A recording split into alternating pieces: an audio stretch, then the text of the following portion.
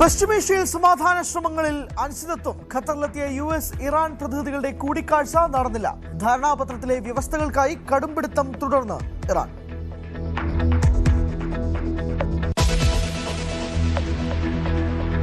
ജന്മാവകാശ പൗരത്വ വിഷയത്തിൽ American president Donald ട്രംപിന് തിരിച്ചടി. രാജ്യത്ത് ജനിച്ച കുട്ടികൾക്ക് സ്വാഭാവികമായി പൗരത്വം ലഭിക്കുന്നത് തടഞ്ഞ ഉത്തരവ് സുപ്രീം കോടതി തള്ളി.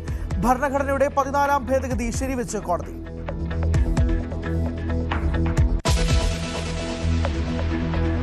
മൂന്ന് ദിവസത്തെ സന്ദർശനത്തിനായി ജപ്പാൻ പ്രധാനമന്ത്രി ഇന്ന് ഡൽഹിയിൽ നരേന്ദ്രമോദിയുമായി കൂടിക്കാഴ്ച നടത്തും. ജപ്പാൻ ഇന്ത്യ സംയുക്ത സാമ്പത്തിക ഫോറത്തിൽ പങ്കെടുക്കും. സനയി തകായിച്ചി എത്തിയത് അധികാരമേറ്റതിനു ശേഷം ആദ്യം.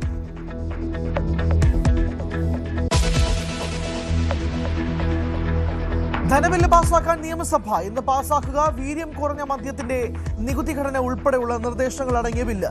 സംസ്ഥാനത്തിന്റെ പേര് കേരളം എന്നാക്കാനുള്ള ബില്ലും പാസാക്കി. സഭ അനിശ്ചിതകാലത്തേക്ക് പിരിയും.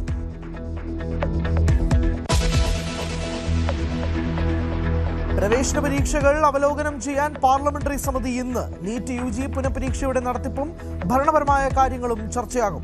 മത്സര പരീക്ഷകളുടെ വിശ്വാസ്യത വീണ്ടെടുക്കുക ലക്ഷ്യം.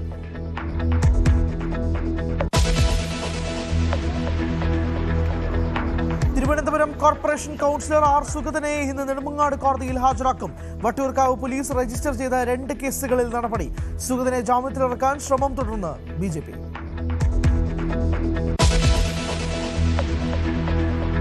സംസ്ഥാനത്ത് മഴ കനക്കുന്നു. കണ്ണൂർ, കാസർഗോഡ് ജില്ലകളിൽ ഓറഞ്ച് അലർട്ട്. 2 ജില്ലകളിലും വിദ്യാഭ്യാസ സ്ഥാപനങ്ങൾക്ക് അവധി.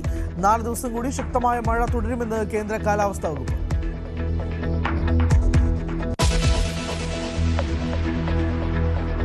ഗർത്തം രൂപപ്പെട്ട ചേർത്തലയിലെ ദേശീയപാതയിൽ ഇന്ന് പരിശോധന. ദേശീയപാത അതോറിറ്റി പൊതുമരാമത്ത് വകുപ്പ് അധികൃതർ സന്ദർശിക്കും.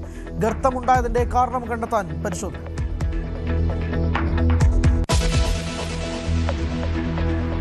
ഉപതെരഞ്ഞെടുപ്പുകൾക്ക് മുമ്പ് നിർണായക രാഷ്ട്രീയ നീക്കവുമായി തമിഴ്നാട് മുഖ്യമന്ത്രി. DMK സഖ്യം വിട്ട പാർട്ടികളെ അണിനിരത്തി പുതിയ സഖ്യത്തിന് Vijay. VCK, Congress, CPM, CPI, league, MDMK party നേതാക്കളുമായി ഇന്ന് കൂടിക്കാഴ്ച.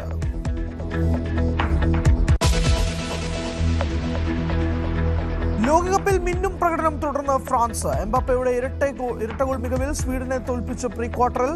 ഐവറി കോസ്റ്റിനെ തോൽപ്പിച്ച് നോർവേയും പ്രീ ക്വാർട്ടറിലേക്ക്.